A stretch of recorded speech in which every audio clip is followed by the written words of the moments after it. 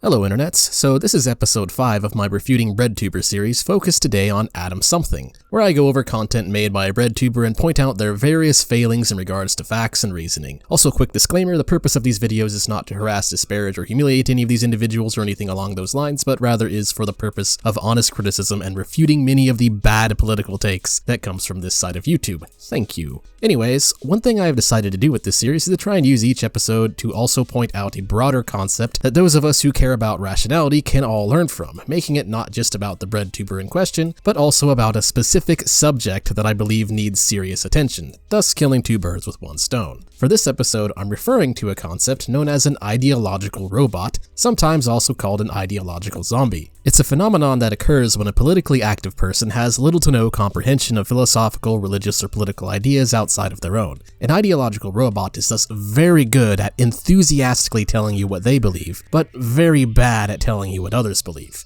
because they genuinely have no idea. So when talking about competing beliefs, an ideological robot is often incapable of producing any other than straw man arguments. The ideological zombie is a similar concept where a person becomes controlled by an ideology to the point where you can easily predict what they are going to say, since nothing they came up with is original but instead just regurgitation. To really understand why this is a problem, take this thought experiment. Say there is a potion that claims to prevent cancer, but is actually snake oil that just gives you stomach cramps. Sarah believes in the lie that it cures cancer because her favorite news station, MSNBC, told her so. MSNBC also told her that anyone who claims that the potion doesn't work is secretly a bigot, somehow, and that the cramps are just a side effect. Sarah believes all of this without question, does zero research, and just trusts what MSNBC tells her because, hey, an expert TM came on the show and said it works, so it must be true. So then along comes Bob. Bob has heard all of the propaganda from MSNBC and knows all of the arguments in favor of the cancer-curing potion. Bob also knows that the potion has been proven to be ineffective, and that there is not a single verifiable case of the potion working. Furthermore, Bob knows that MSNBC has a questionable business relationship with the company in charge of making the potion, with said company bribing MSNBC to give positive coverage. Thus, Bob knows the argument from both sides, and has reached the correct conclusion that MSNBC's accusations of bigotry are nothing but psychological manipulation to prevent their flock from questioning the narrative. Now, ask yourself this. If Sarah knew everything that Bob knew, would she still believe the potion works? Probably not, which begs the question then, does she really understand her own position on this potion, or is she simply regurgitating a pre-programmed narrative without question? This is the essence of being an ideological robot. A person who doesn't understand a subject from multiple sides can't really claim to understand anything about that subject at all. Another key thing to note here is that Bob would be able to pretend to have the same position as Sarah and make pro-potion arguments just as well as her, and Sarah wouldn't know that he does not actually hold such beliefs, while Sarah would not be able to mimic Bob's position without being immediately spotted. Unfortunately, the phenomena of ideological robots has become a very serious problem in recent years of political discourse, especially when it comes to Breadtube. A recent study that was mentioned by The Atlantic, a relatively left-leaning media source if you know them, shows that both the left and the right tend to vastly overestimate how radical the other side is. The specific study in question is called The Ties That Blind, Misperception of the Opponent Fringe and the Miscalibration of Political Contempt. Showed how people's perceptions of what the opposing political party believe are often overblown and that the media often contributes to these warped perceptions. And one thing The Atlantic of course didn't mention is that the study also showed the left is slightly more likely to make these overestimations in the study. To make things even worse, when reading through the research papers, I couldn't help but notice that the questions that were given to liberals were of a much more extreme positions that should have been easier to correctly identify as extremists, and yet people still got it wrong. Another psychological study goes more in depth into this and really showcases this lack of ability to understand right-wing thought. It was The Righteous Mind, by Haidt, showed that when conservatives and liberals are given questions about how the other would respond in a morally charged situation, the liberals were wildly inaccurate, such as that conservatives would be fine with harming those who were defenseless, or that they don't believe in justice, both of which should be obviously false, but apparently to them they couldn't get it. And the people who have the worst time figuring out what the other side believes is, to no surprise, the woke scolds. And that's really the crux of the issue. Conservatives are not innocent here, they often overestimate the radicalization of the other side too, but in recent years the left, especially the progressives, have taken this failure to understand the opposing side to a cartoonish level. And this is where I've noticed Breadtube has a very serious responsibility of contributing to the creation of ideological robots. Every Breadtuber I have watched so far at some point spreads blatant falsehoods about right-leaning philosophy, usually leading to some form of straw man or slippery slope that inevitably results in the false accusation of fascism. It's basically the same tactic as religious cults that tell you that everyone who isn't a member of the flock is misguided by demons or something similarly ridiculous. Hence why they are often called the cult of woke. This has resulted in ideological robots who repeat the same things over and over. They support the current thing, their arguments consist of strawmanning their opponent as being an evil fascist. They often use the accusation of reactionary, as if that just magically invalidates anything their target has to say. Or they think that the economic right don't care about helping the poor, the list of problems just goes on for days. Rather than good faith arguments, it's always just strawman after strawman after strawman after strawman. But out of all of them, which Breadtuber who I've watched is the most ridiculous when it comes to promoting ideological robotization? Well, you can probably guess from the title of the video that it's Adam something. Adam has provided the internets with one of the most insane collections of poorly researched and ignorant strawman arguments that I have ever seen, and in doing so provides this video with the perfect set of examples of how Breadtube turns you into an ideological zombie that can only regurgitate the prescribed narrative of the current thing. And to further explain the point, I am actually going to start this out with a somewhat apolitical video response, which is his take on CGP Grey and self-driving cars to fix traffic. You can get rid of the intersection entirely. After all, a traffic light is just a tool for drivers on one road to communicate with drivers on another, poorly and coarsely. Red equals don't go now, we are coming through the intersection. Green equals good to go. But self-driving cars can talk to each other at the speed of light. With that kind of coordination, no traffic light necessary. Just as with a highway, the best intersection is no intersection. Humans will never drive this precisely. At the intersection, the fundamental problem with traffic that you watch unfold, as with everything, is people. So the real simple solution to traffic is no more monkeys driving cars. Wow, you mean public transportation? Which is exactly what self-driving cars are. Oh, and this right here is the main point I'll be arguing against, that self-driving cars are a solution or even the solution to our traffic problems. So within the framework of self-driving cars, CGP Grey proposes that once all cars become self-driving, we can finally get rid of intersections, and so traffic will flow evenly and nobody will have to sit in a traffic jam. Now that being said, my question to you, CGP Grey, is how in the name of Christ will a pedestrian cross this?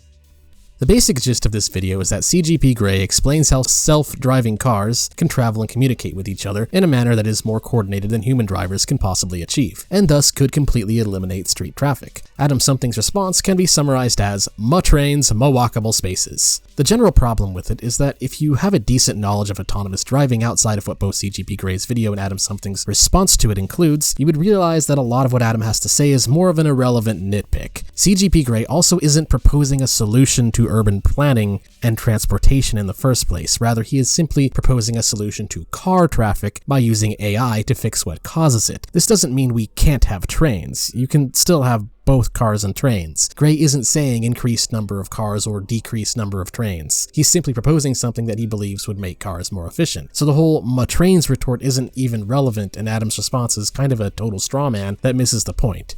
Okay, autonomous driving is something you would call bleeding edge, meaning it is a form of technology that, while technically available to the public, is still somewhat in what you'd call its beta phase. There are still a lot of kinks to work out, thus it's very important to understand that Grey's solution here is a futuristic one that takes place in a hypothetical scenario where said kinks have been resolved, not something Grey seriously believes can be implemented right away, but more or less just an interesting video about traffic and how it forms largely due to mistakes in how humans drive, which could hypothetically be solved by an algorithm. The proposal CGP Grey gives specifically in regards to intersections is one that would require many decades of additional research and is still considered to be in its infancy. Consider looking at these sources that I'm showing here to understand the subject in more depth if you are interested. And if you delve into self-driving car technology more thoroughly, you'll find that software developers and engineers actually are working on solutions to the very problem that Adam is complaining about in regards to how it factors in pedestrians. One such solution to this comes from a Swedish company called Zenuity that has been using virtual pedestrians to train and develop autonomous vehicles to automatically avoid pedestrians, meaning the system would factor in pedestrians while calculating where the cars at the intersection are allowed to go. For example, you could have a smart crosswalk in between all this that detects a pedestrian wants to cross, and it would then signal to the cars to stop for it. They are also being programmed to detect and avoid possible collisions, which the self-driving cars can actually use to avoid pedestrians far faster than human response time can. This means that if this all irons out, and walking down the streets in a city filled with autonomous vehicles would in theory be much safer than dealing with human drivers who may or may not be paying attention to you. This is because the cameras and visual recognition software is being designed to maintain a 360-degree field of view and constantly calculating potential obstacles, while of course prioritizing human well-being. I also couldn't help but notice that Adam's take here is not actually an original idea that he made up, but rather the complications of mixing pedestrians with self-driving vehicles in this algorithm has been brought up by many other bloggers and publications in the past, such as The Conversation, with relatively the exact same complaints Adam brought up, which by the way is the very first result in Google. So what Adam is doing here is just kind of regurgitating a concern that has already been brought up years before, without really researching further to see if it's being addressed by the engineers. Are you starting to see the problem here? Another weird moot point Adam makes is that the AI for the cars could be hacked. Well, sure, I guess, but so can any other complex infrastructure in the digital age. In fact, if you want to make comparisons, it's just as easy, if not easier, for potential terrorists to destroy train tracks than to launch a mass-scale hacking attack. Or even worse, if you really wanted to screw a nation over, hack into airline communications and navigation systems. Anything can be made to look bad in the face of an unrealistic doomsday scenario. There's also the fact that cars and trains are better than each other in respective situations. Cars are designed for small numbers of people going to a specific location of their personal choice. They're more quickly accessible and convenient, they don't have to worry about transfers, they allow for greater personal freedom and stop choices, and are generally superior in rural and most suburban environments. While trains are designed for large numbers of people going to a predetermined location of the urban planner's choice, they're more economical, they take up far less space, which generally makes them more efficient in dense urban environments. This is why just about every developed nation on Earth uses both cars and trains and includes the necessary infrastructure for them, and why people still like to use cars even if they live in a city with public transportation, even if it's good public transportation. Depending on where you are going, it's just faster and more convenient. From the perspective of a smaller European country, I can totally see why people like Adam may be obsessed with trains and public transport. But the reality is, transportation obviously doesn't have one simple one-size-fits-all solution. This is why any prospect of completely banning cars is absurd. There's more to the world than just a city. Here's a better solution. Why not just let people decide for themselves how valuable cars and trains are using Hayek economics, rather than this authoritarian bad things I don't like nonsense? Or better yet, if you really want your walkable spaces, why not get into hiking and then just take a walk through the woods sometimes? It's what I do, and I have never had this nagging feeling that life would somehow magically become better if the urban areas just had more walkable spaces. Oh, and guess what? To get to most good hiking locations, you need a car. Anyways, that was just a warm-up before getting into what is quite possibly the dumbest Breadtube video on the internet. Adam's video that right libertarians are just fascists. The basic gist here is that Adam is claiming that people who claim to be right-wing libertarians are often just secretly fascists. Let's just look at an excerpt. Why do I think that libertarians, right libertarians to be specific, are fascists?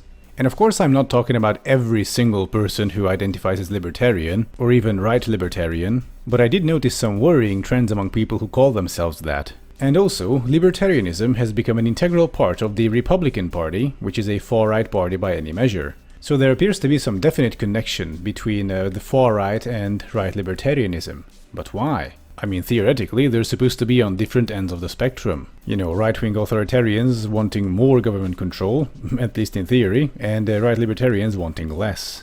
And so here we arrive at an absolutely crucial distinction. When I say right-wing libertarian, I don't mean people who fit the definition of right-wing libertarian. I mean people who identify as right-wing libertarian. And so, do the following names sound familiar to you? Richard Spencer, Muh Monopoliez, Gavin McInnes, Tim Gionnet aka Baked Alaska, Stefan Molyneux, Ben Shapiro.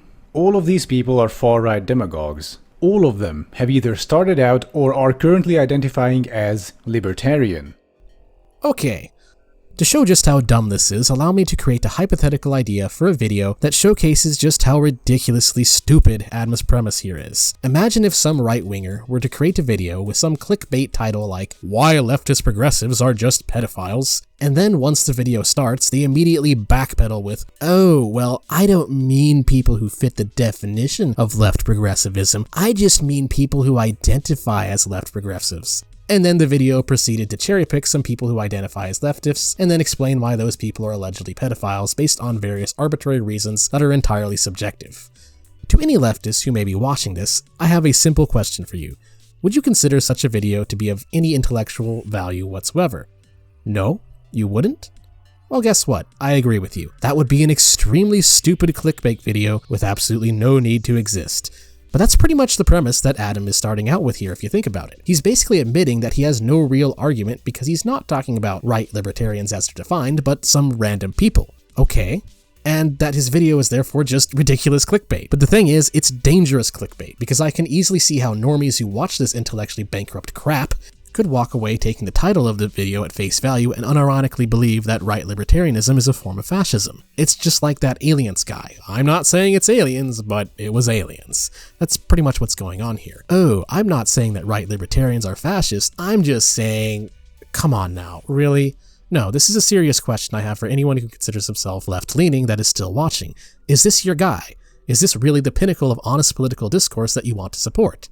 Beyond ridiculous. And to make things worse, it's an ideological robot 2-for-1 sale, as nowhere in this video does Adam demonstrate knowledge of what fascism or libertarianism is. He doesn't even elaborate on fascism beyond whining about the Republican Party, so I can only assume that he, like many other politically illiterate midwits, seem to think that the GOP is a fascist party. Yeah, no, far from it. I can only guess that Adam's understanding of fascism is just another incorrect straw man or slippery slope similar to ContraPoint's old video on spotting a fascist, which I addressed in that Breadtube episode. But again, I can only guess because Adam was so intellectually lazy that he didn't even bother to provide any sort of definition to form an objective argument by whatsoever.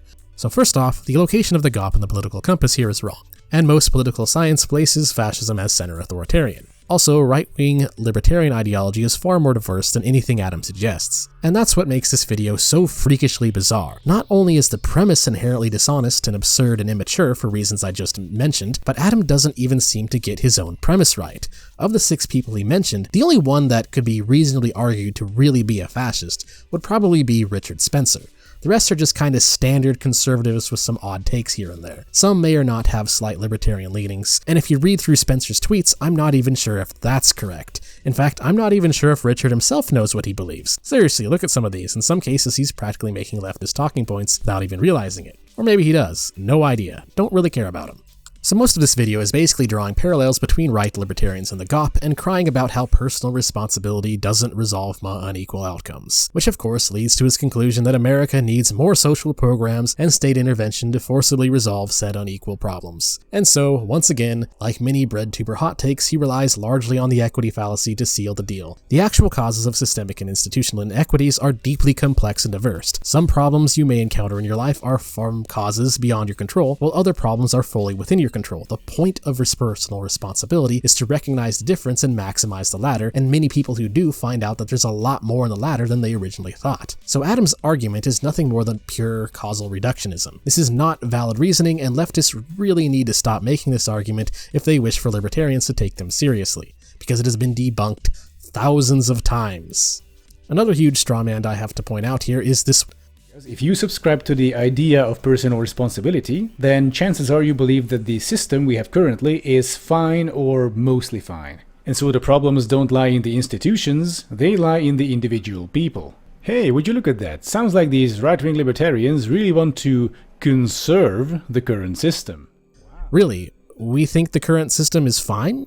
No. Just because we recognize that the identity politics scam that Adam is playing here for what it is doesn't mean right libertarians think the current system is fine. In fact, the changes many of us would propose are far more radical than anything Adam himself would likely do, such as abolishing the FDA, abolishing all monopoly protections, abolishing or at the very least auditing the Fed, exposing government corruption, and taking steps to make lobbying impossible. And that's just the tip of the iceberg. We actually do want to make the economy more fair by making it more free and exposing those who have rigged the system. Anyways, a good defense against this kind of misinformation is to simply educate yourself more on the differences between libertarianism and fascism, written by people who actually know what the heck they are talking about. I'd recommend the books you see here.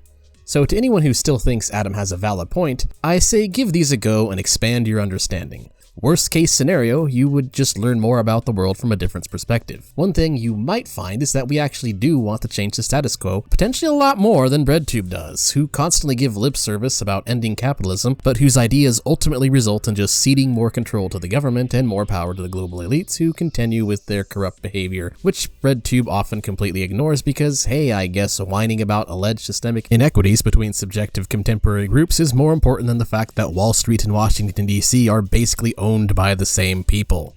Also, this particular video from Adam has been refuted point by point by Libertarian Scott. I don't agree with absolutely 100% of it, but it's close enough and he does a good job going over the whole thing. One of his most important points is that if you understand fascism, you will realize that authoritarian governments are actually against personal responsibility, which means that Adam's entire argument against it is not only wrong because it relies on the equity fallacy, but he's also logically contradicting himself.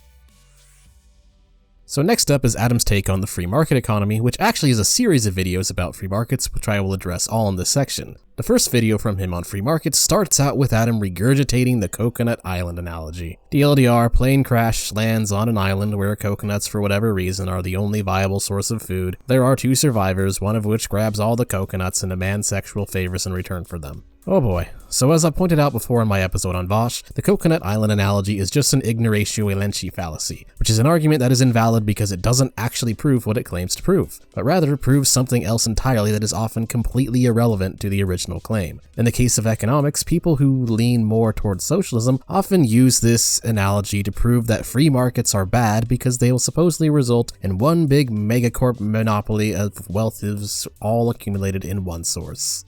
Problem is, the analogy actually only shows problems caused by all resources in the hands of one guy, thus only proving why monopolies are bad. So they are simply starting with the assumption that the free market creates a stronger monopoly than whatever their proposed solution to economics may be, and then coming up with an analogy that further asserts what they already believe in. So in that regard, it's also somewhat of a circular argument in addition to an ignoratio elenchi. So unless you think it makes perfect sense to make shit up and then come up with an analogy that presupposes the shit you just made up, then you probably shouldn't be using the coconut island analogy to argue against capitalism. Anyways, as far as Adam's videos on free markets goes, the monopoly question is pretty much the foundation of his reasoning in all of them. If you think I'm lying about that, you are free to watch his videos if you haven't already, but I'm not. Which is why I'm not really going to show excerpts from each and every one of them, because all but the last one where he makes it about Anarcho Capitalism can be effectively summarized as Muh Monopoliez, with only minor differences I will touch on later. So the best way to refute all of these is thus to just explain monopolies and how they form in detail, and why the assertion breadtubers make about it is incorrect. And this is important because, again, leaning into the ideological robot problem, the whole Muh Monopoliez argument has grown into one of the most constantly regurgitated socialist arguments and strawmans against capitalism. So it's time to really put this to rest. And I'm going to explain this without too much economist lingo like MC or ATC to make this as easy to get as possible. I'll also explain differences in monopolies in relation to three different economic systems. First, the neoliberal mixed market, status quo of how things currently operate that is largely defended by the global elite. Second, the libertarian idea of free markets, which I will define as separation of state and economy for the sake of simplicity. And third, socialism or communal ownership of the means of production. So to start, there are two major kinds of monopolies. You have natural monopolies and legal monopolies. The basic premise behind both of them is the same. They occur when barriers to entry in a market niche are too high for anyone to realistically compete, and thus one person or corporation ends up in control of said niche. Basically, the cost to get into a market becomes too high to the point where it's not worth it. Therefore, competition will not exist as so long as that cost remains higher than any realistic profit to be gained. Because of this, the monopoly is able to set a price that maximizes profits. It's important to understand that this is not the same thing as whatever price they want. They still have to take demand and people's ability to pay into account. For instance, if someone's somehow managed to own all the pineapples, they wouldn't be able to just charge $1 million for a pineapple. Eventually people would just stop caring about pineapples and it wouldn't matter. Natural monopolies exist when an industry requires a large economy of scale to even begin to profit. A very simple example would be like an electric company. In order to supply electricity to multiple residents of a city, you have to build a vast network of power lines and equipment. This all costs millions of dollars. Because the cost to create this infrastructure is so high, the barrier to entry is naturally very high. Thus, competition is unlikely to exist. Next, a legal monopoly exists because the government steps in to place legal barriers to entry for a market niche. The state either makes it outright illegal to compete in a market, or makes it far more difficult by requiring fines and fees and other things that must be paid to get into a market. A current example where this is a problem would be the pharmaceutical industry in the US and the FDA. It doesn't actually cost very much to make certain drugs and medical supplies at all, but because the state places legal barriers on who is allowed to compete, with extremely high fees reaching in the millions of dollars to get started, you end up with an unnaturally lower than normal, what you would expect, amount of suppliers.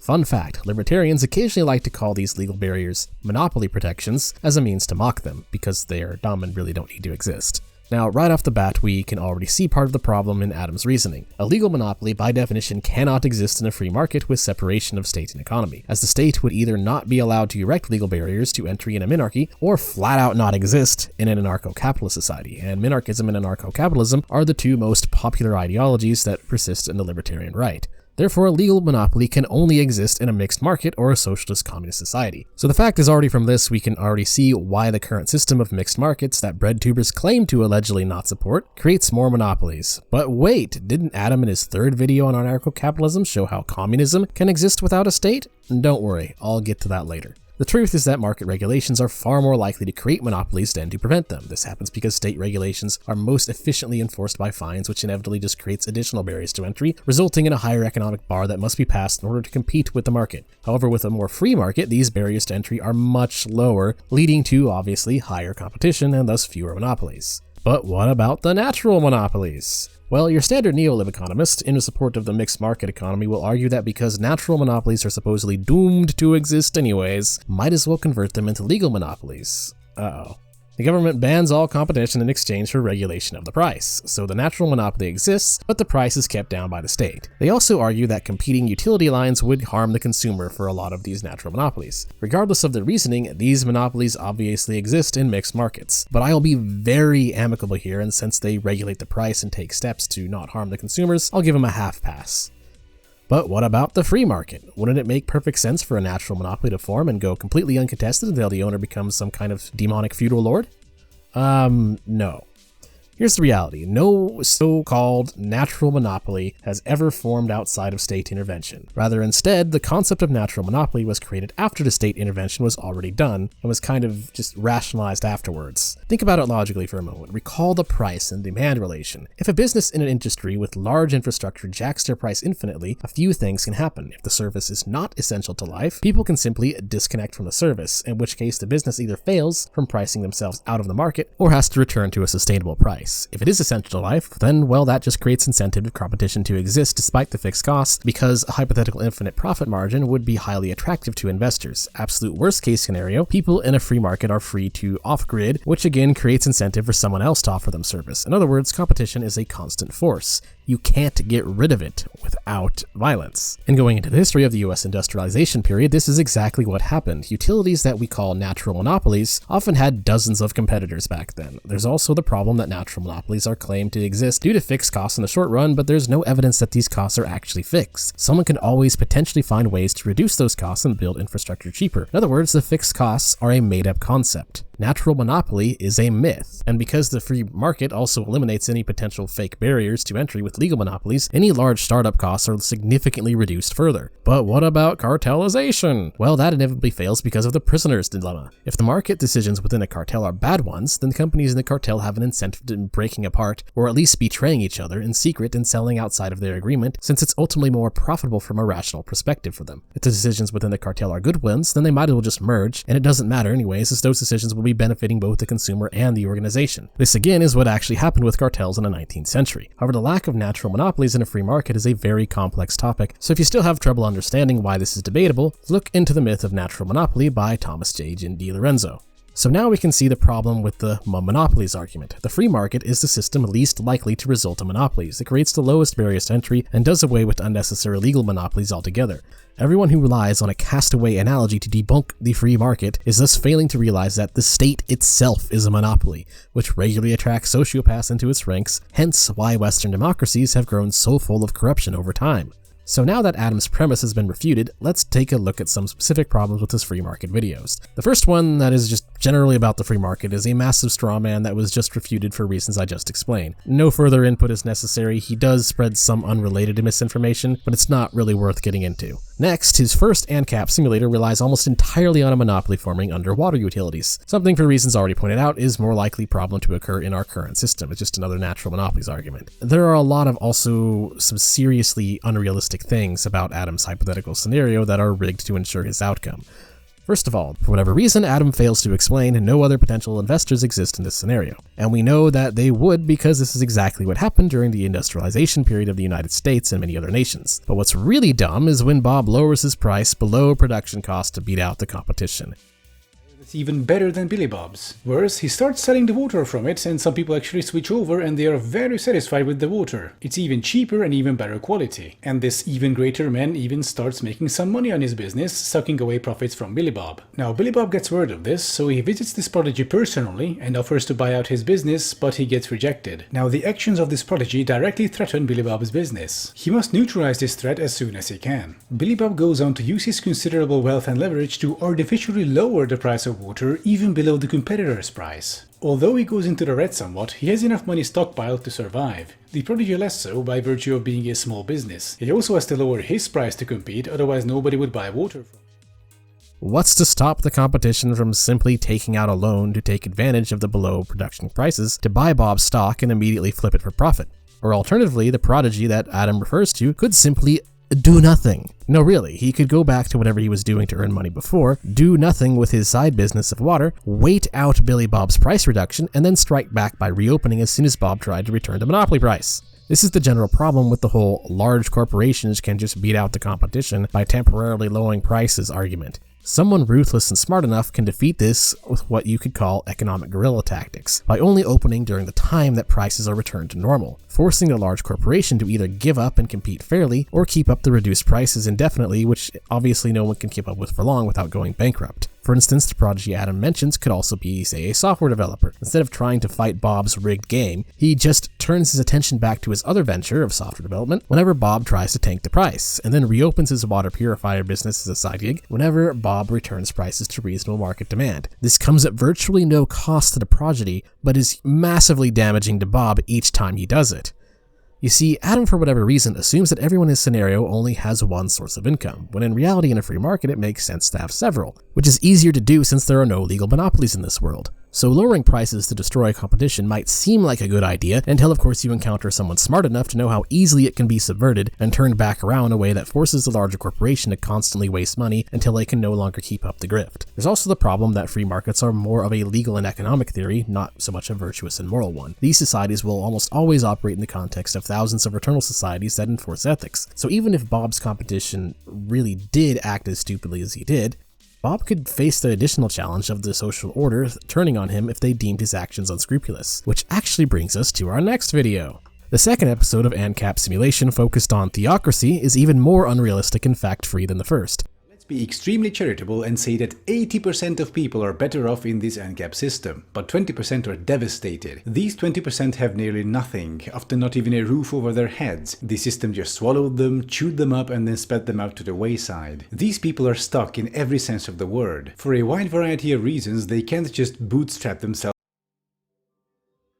It's basically just more Muh Monopoliez, but instead he asserts that the monopoly will not come from so much a conglomerate, but from one dominant religion. It's first based on the false assumption that a free market society would have nothing equivalent to social programs and would instead create some bizarre theocracy that bans them for some weird reason. This is extremely historically inaccurate. Welfare actually does exist in a free market, it just becomes privatized as mutual aid and benefit societies. This is actually why I decided to finish my video on fraternal societies first, which explains the inner workings of how this happened during the 19th and early 20th centuries in great detail. Alternatively, it's documented in the book From Mutual Aid to the Welfare State, which includes numerous sources to back up its research. These are documented voluntary societies that did a far better job maintaining ethics and providing social aid to their communities than Adam's made-up cult. Adam doesn't mention anything about this at all in his second video, which means he either deliberately avoided the subject because it refutes his point, or more likely he simply did zero research into the subject, but decided to make a hypothetical scenario about a society he knows nothing about anyways. Furthermore, if you know your history, theocracy generally comes to exist by means of violent coercion from either a terrorist group or a government. So the result Adam paints here is far more likely to happen in the confines of a state. This is kind of a common theme among people who think they understand the free market but clearly don't. They always come up with these weird, unrealistic doomsday scenarios that are far more likely to occur outside of a free market. You might as well say free market bad because an asteroid can come and blow up the city. Not a very convincing argument.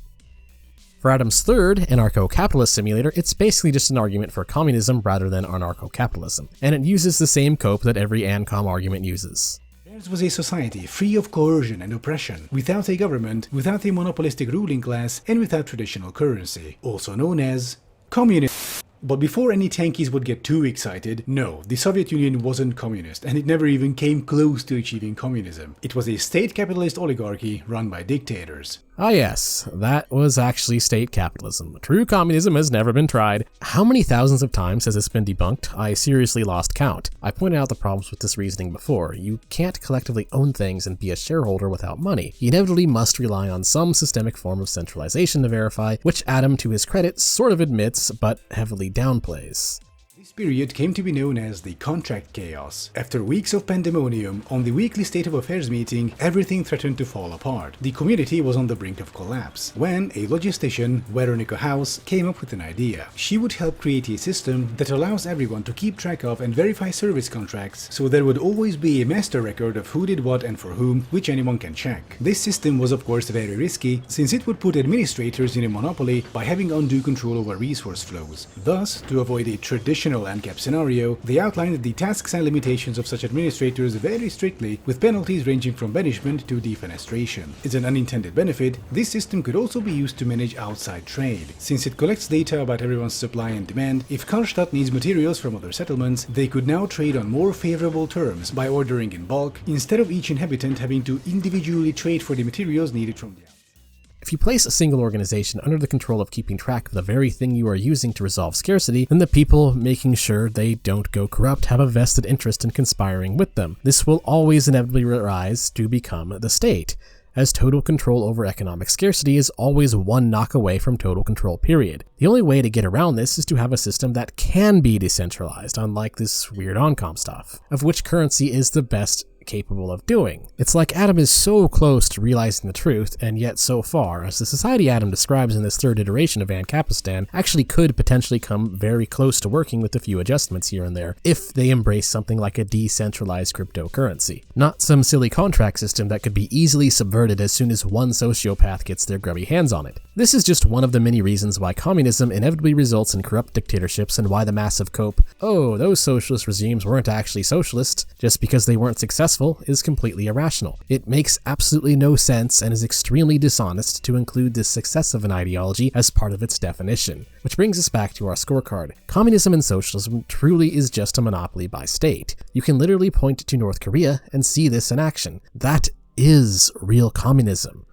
The idea that you can have a centrally planned economic system without authoritative control is a logically self-contradictory utopian pipe dream that will never work and never has worked. State capitalist oligarchies are the ultimate result of socialism. And that leads us to the conclusion. From watching Adam Something's videos, I noticed that the majority are based on only a surface-level understanding of the concepts he's talking about. While this isn't always wrong, as sometimes the simple answer really is the correct answer, like for instance of Dubai, where Adam is actually largely correct. Sorry UAE, it's true, your city has some issues. Not all of the reasons Adam gives for why Dubai sucks are valid, but the general theme is correct, so it's best to just give him a win on that. However, a real problem with Adam comes from what I like to dub the Ubersoy Chronicles. For those who don't know, Ubersoy is a cultural right-winger who made a variety of videos giving his take on refuting some of Adam's content from his perspective, and it was a big enough deal that at one point Adam Something offered to debate Ubersoy. But when Ubersoy tried to contact Adam, he instead blocked Ubersoy and then claimed he was banned by Altdentifier. I decided to look into this myself and found that Altdentifier's bans can be overwritten by the admins. So basically Adam is full of it and could have easily gone through with his original promise to debate him if he wanted to, but clearly he doesn't. This is further suggested by a later post from Adam about responsible platforming, which is basically just a nice pseudo-intellectual way of saying, "Get away from me, peasant." Yet another example of people who supposedly don't like hierarchies suddenly believing in hierarchies whenever it suits them. Whether anyone here likes Ubersoy or thinks he's too far right for you or not or whatever doesn't matter. The point is that Adam acted in a manner that I consider disrespectful, dishonest, and arrogant, and that's probably putting it lightly. Because of this, I unfortunately can't really think of much nice to say about Adam's content. A big reason why I chose to use him as the showcase to the problem of ideological robots is because throughout watching his content, I couldn't help but notice his lack of objective definitions or any serious evidence, such as his failure to cite the single Austrian economic study in his video about the Libertarian right. And yet, he dares to present this kind of content with a smug attitude that lures people in and tricks them into thinking that he has some idea what he is talking about, thus contributing to the constant strawmanning of right-wing concept and economics. As I have mentioned in one of my earlier videos, I live in the Pacific Northwest, and I have had to deal with this type of nonsense in person, and have met people who unironically believe that capitalism is fascism or other ridiculous things as a result of this sustained ignorance that breadtubers like him are perpetuating. In conclusion, Breadtube's ideological robot problem largely stems from the fact that a lot of breadtubers don't really have a solid grasp on right-leaning concepts, or libertarian concepts, economic concepts, or really anything outside of their bubble. And Adam's content is the perfect example of stuff you really shouldn't be taking at face value, lest you wish to become part of their Borg mind.